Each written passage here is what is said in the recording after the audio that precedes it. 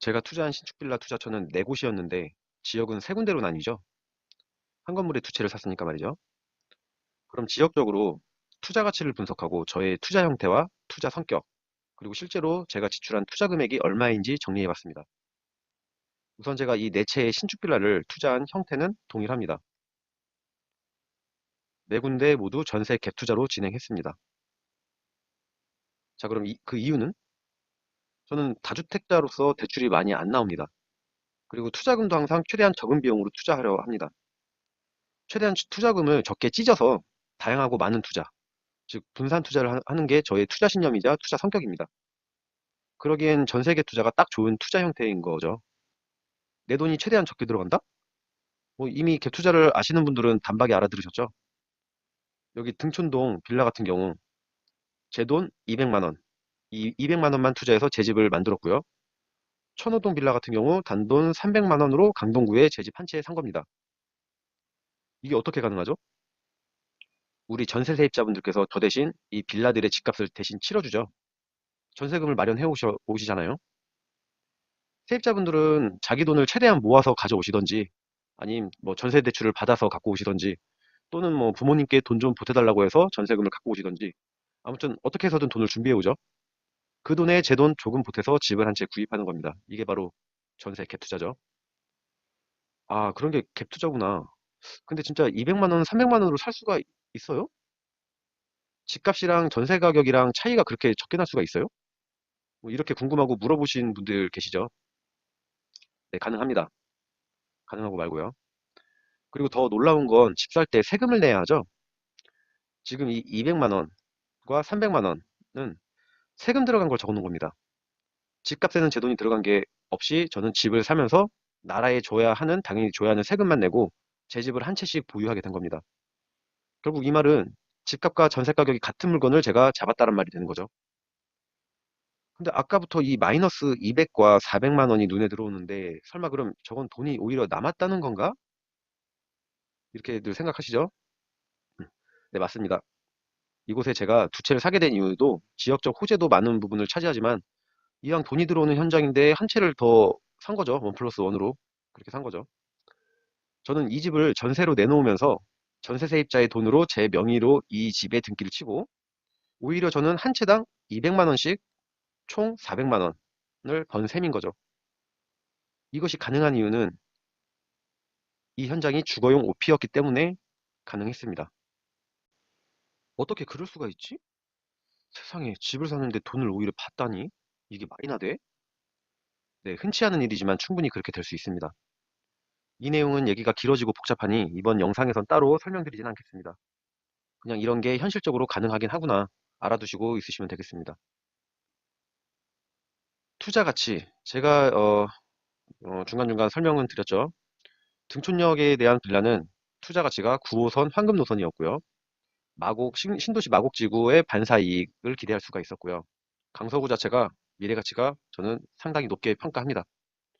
그리고 천호동 빌라. 강남 4구가 됐죠. 강동구가요. 집값 많이 오르고 있고요. 지금도. 한강과 올림픽대로, 뭐 강변북로, 그리고 뭐 천호역까지 나가면은 또 없는 거 없이 다 있고 한강 공원까지 있었고요. 입지 자체가 좋습니다. 그리고 의정부 주거용 오피스텔, GTX 신호선 엄청난 이거 수혜지죠. 그리고 그 바로 밑에 동네 창동의 대규모 개발로 반사 이익이 기대가 됩니다. 무조건 이거는 무조건입니다. 이거는. 그리고 이 모든 신축 빌라를 저는 무조건 장기 투자를 보고 갑니다. 여기서 집값 떨어질 거란 두려움과 그 정보에 세뇌당하신 분들은 이해가 안 가실 부분인데요. 한참 앞전부터 말씀드렸죠. 저에겐 부동산 3대 압요소가 없다고요. 뭐 빌라 사면 손해본다. 빌라보단 아파트. 뭐 그리고 이 집값 떨어질 텐데 집값 떨어지면 어쩌나. 이 3대 암적인 요소가 없으니까 장기 투자를 한다는 겁니다. 이 집값 떨어질 건데 떨어지면 어쩌나 이러신 분들 중에 정말 최고로 심각하게 노출되신 분들 중에선 빌라는 사는 순간부터 계속 집값 떨어진다라는 궤변을 늘어놓으시는 분이 가끔 있으십니다. 이런 분들을 위해서 제가 잠시 뒤에 빌라들의 실거래가를 확인하면서 치명적인 바이러스를 조금이라도 치료해 드려 볼 건데요. 잠시 후를 기대해 주시고요. 아무튼 다시 돌아와서 저는 신축 빌라를 장기 투자 목적으로 투자 성격이 저는 신축 빌라는 장기 투자 성격이다. 이 성격으로 분양을 받았습니다. 대부분의 일반인 분들이 신축 빌라를 샀다가 몇 년이 채 지나지도 않아 되팔면서 꼭 손해봤다는 둥, 뭐 겨우 조금 남기긴 했다는 둥, 그냥 손해만 안 보고 판 게 어디냐는 둥, 이런 말들을 할 때마다 저는 말씀드립니다. 당신이 그렇게 샀다가 지금 시점에 그렇게 파니까 그런 거라고요. 많은 사람들이 착각하고 잘못 이해하고 계신 부분이 바로 이 부분입니다. 집을 샀다가 짧은 기간에 이득을 보고 팔아야겠다는 생각, 이 부분이 잘못 이해하고 잘못 생각하시는 부분이에요. 물론 간혹가다 드물게 운이 좋아서 어떻게 집을 한 채 샀는데 그 주변에 갑자기 엄청난 호재거리가 발표가 돼서 집값이 껑충 뛰는 경우가 드물게 있긴 합니다. 이건 말 그대로 운 좋게 드물게 있는 경우고요. 보편적으로는 부동산 시장은 장기적인 투자처입니다. 투자 성격이 애시당초 부동산 시장은 장기적인 성향이 강해요. 시간이 길어지면 길어질수록 천천히 안정적으로 오르는 투자처가 바로 이 부동산 시장입니다. 만약에 짧은 기간 보유했다가 매도해서 돈을 많이 벌고 싶으시다면 주식 시장으로 가시는 게 맞습니다. 주식은 단기 투자와 장기 투자 모두 가능한 시장이죠. 그런데 선뜻 주식을 하실 엄두는 안 생기죠. 왜 그럴까요? 뭐 이미 주식에 대해서 다들 알고 계시겠지만 주식 시장의 가장 큰 장단점은 하이 리스크, 하이 리턴입니다. 즉, 위험 요소가 클수록 이익도 커진다란 말이죠. 반대로 부동산 시장은 웬만해선 큰 손실이 없는 꽤나 안정적인 투자처입니다. 큰 손실, 위험이 적은 장기적 성향이 강한 시장이 부동산 투자처인 거죠. 거기에 정말 나의 노력과 열정으로 꼼꼼히 분석해서 투자하면 큰 이익도 충분히 생기는 매력적인 시장입니다. 제가 질문 좀 해볼게요. 집을 샀다가 꼭 팔아야 합니까? 뭐 이사를 갈 일이 생겼다고 굳이 꼭 팔아야 하나요? 전세나 월세를 놓고 나가시면 분명 훗날 좋은 일이 벌어지긴 할 건데 굳이 왜 손해까지 보고 또는 이득을 보지도 못하고 팔지 못해서 안달이 나서 왜 다급하게 처분을 하고 나가시나요? 제가 계속 말하지만 애시당초 집을 잘못 사서 오를 가치가 없고 뭐 미래가 어두운 물건이라면 빨리 팔거나 뭐 어떤 대처를 하긴 해야겠죠. 하지만 지금처럼 제가 집을 구할 때처럼 투자 목적과 뭐 방향성, 미래 가치를 명확하게 설정하고 꼼꼼히 따져보고 사신 분들은 집을 아깝게 팔지 말라고 말씀드립니다, 저는.